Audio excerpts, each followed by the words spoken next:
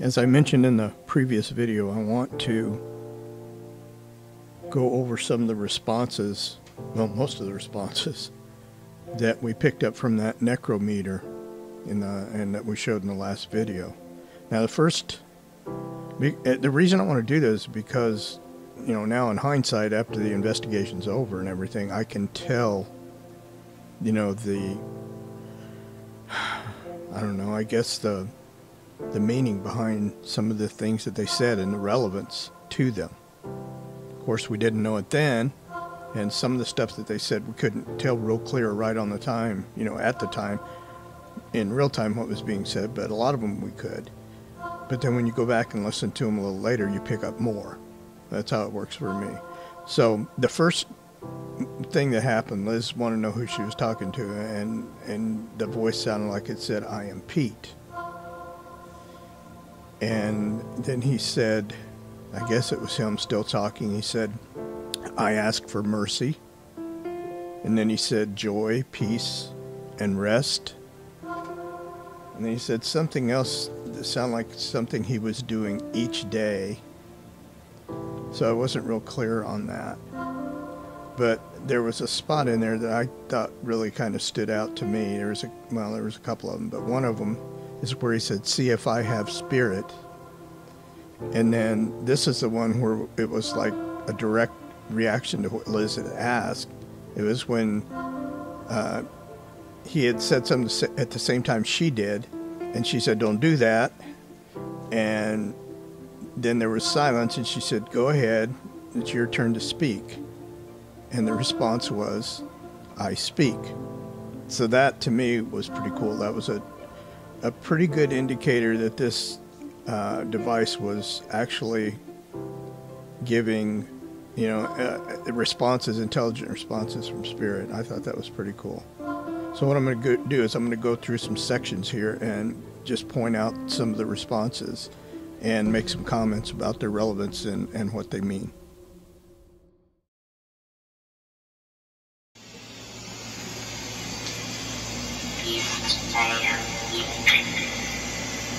Nice to meet you, Pete. Say that again. This is little boy Billy or Billy the Kid? I asked for mercy. What about horsey? I thought you said mercy. I don't see a little horse in here. Did you say horse or mercy? Why did you say shit?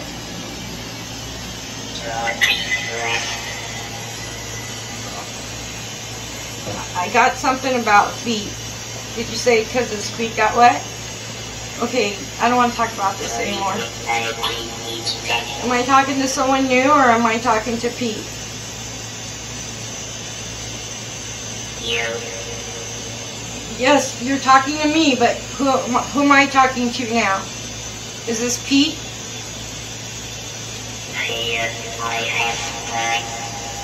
I have what?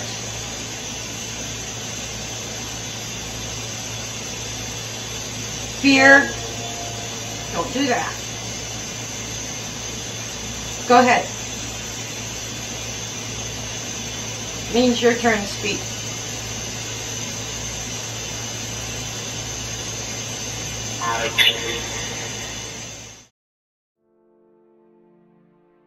The voice, the response mentioned also the name Joe.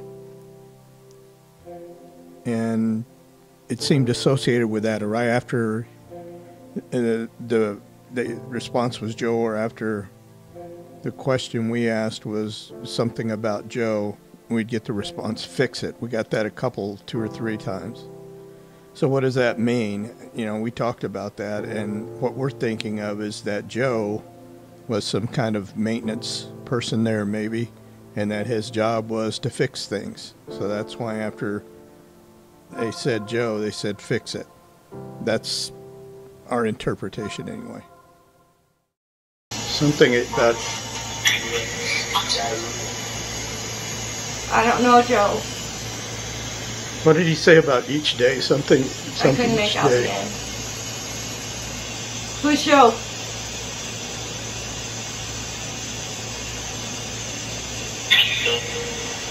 I have a heart. That's the second time you said shit and something Joe. Are you Joe? Fix what?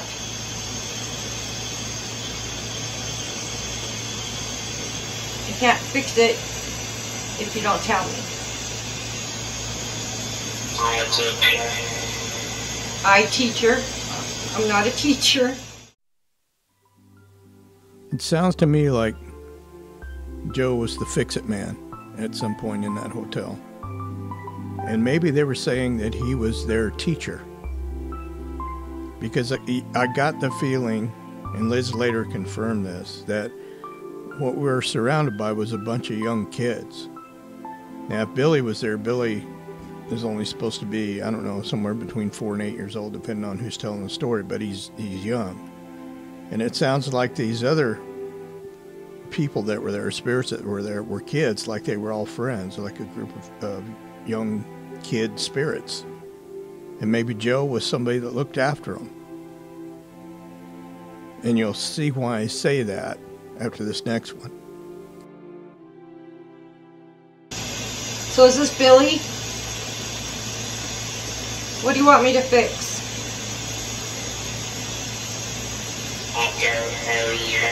You don't know either. I'm sorry. That makes me sad. Are you asking, Billy, are you happy? Are you okay?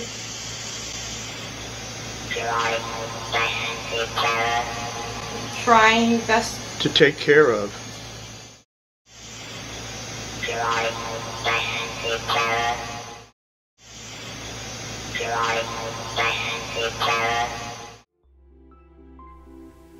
Try best to take care of. That was pretty clear to me, pretty loud and clear. So my take on this is that Joe was a maintenance guy, a fix-it guy at that hotel, probably, you know, and I don't have anything to base this on, it's just feeling probably back in the early 1900s sometime when Bisbee was popping, and maybe around the same time that Billy was alive. But he's there, and he's looking after those boys. He's looking after Billy, and he's looking after all those other boys that are there with Billy, and he's doing his best to take care of Billy and to take care of the rest of them. Now, this next section here is about something, it's a warning. It's essentially a warning that we didn't pick up. But you're going to hear, they're going to be talking about Liz getting sick, and they're going to say something's going to happen to Pete. They're trying to give us a message that something's going to happen to Pete. Sunday morning, Liz was sick. This was the day that we left. She couldn't hardly talk. Her voice was all screwed up, and she was coughing. And, you know, a lot of times these investigations take their toll on her because it pulls energy away, and when she's low on energy, she's more vulnerable to getting sick. Pete had something happen to him that I'll mention before the end of this video is over with. And it happened on that, let's see, we were there the 11th. I think it was the night of the 11th that this happened to him. Anyway, here's the warnings. Who are you taking care of, babe? Yourself?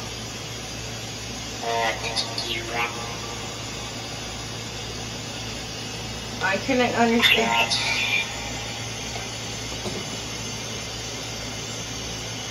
Say it again.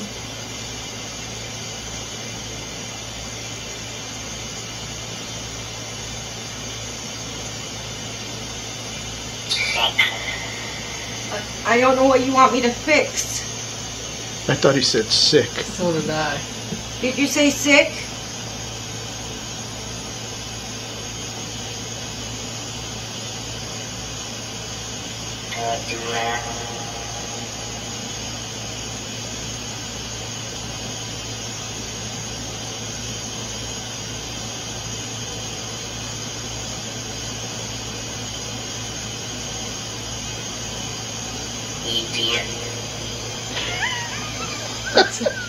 Who did he call an idiot?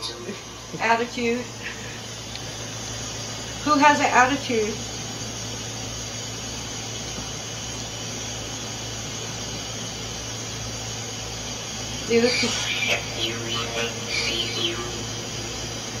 Something sees you. What sees me?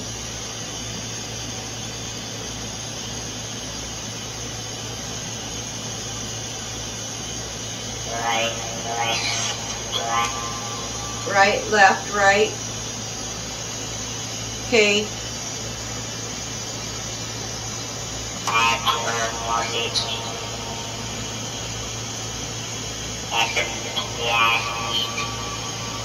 Something about Pete. Pizza. Something huge.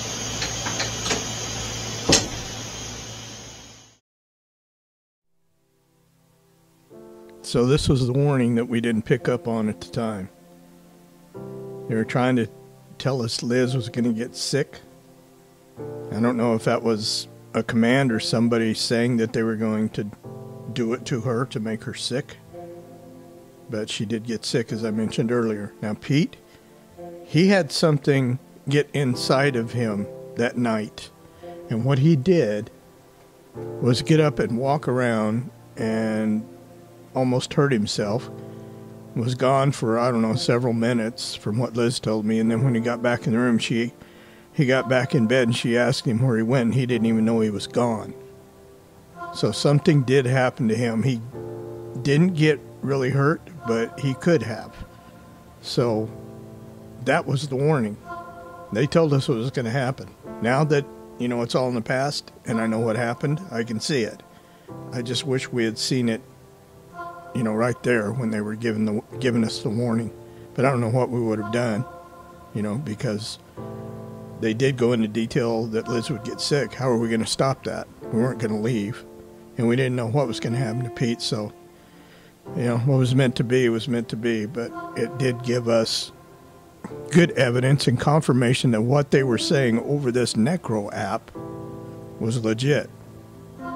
Now, there's some other stuff we got there that sound like it might be from Billy, because the responses we were getting over the Necro were talking about horsies. Now, I don't know any adult that talks about horses and calls them horsies, but we did get that, and then we got a few other names in there, which I think were a couple of his buddies that were there. Pete we knew about because he was there from the beginning, but we also got another name, Leo, and then it sounded like we got another name, Toby. So it looks like there was Pete, there was Leo, there was Toby, there was Billy, and then probably Joe the Fix-It Man. That's who we had in the room with us talking at the time. Anyway, here's the last pieces of the results from our Necro session. It's just Todd.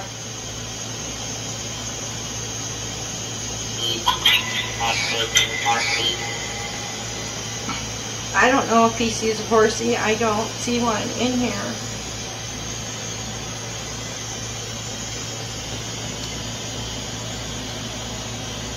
Is that Billy's picture?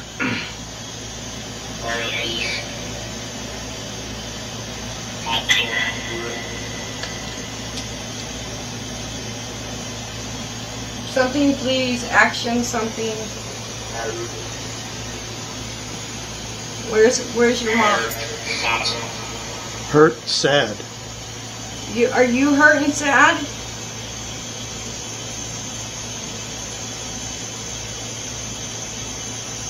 Okay, you're gonna...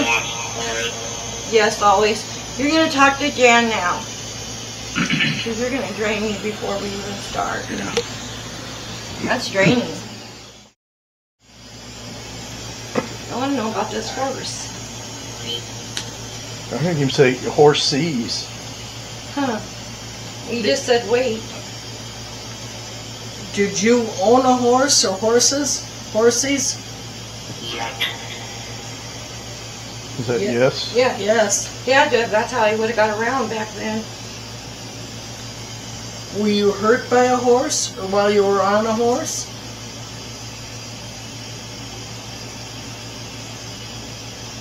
You remember where we had breakfast? Yeah. Okay. That's where we're gonna go in the morning, so we need to let everybody know. What did it And then we can do the. Sound like you said that's it. Yeah, that's it. So you were hurt on a horse. That's not Billy Lynn. No, it's somebody else. Can you tell me who you are? Caleb says that's not Billy. Okay.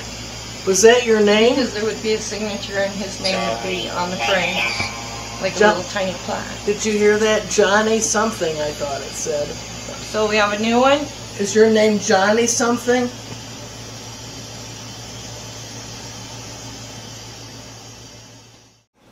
We'll have to pull Pete in the wagon. Are you gonna get him down some So what do you serious? think of that? Push I him. think it's cool. That's what I was thinking. It's just draining. Yeah. There's You a can actually shortcut, stay there's a up there, and if balcony. they have a little chocolate pie, I will grab it for him. He's got a sweet tooth. Should I stop it, Mike? Yeah, go ahead.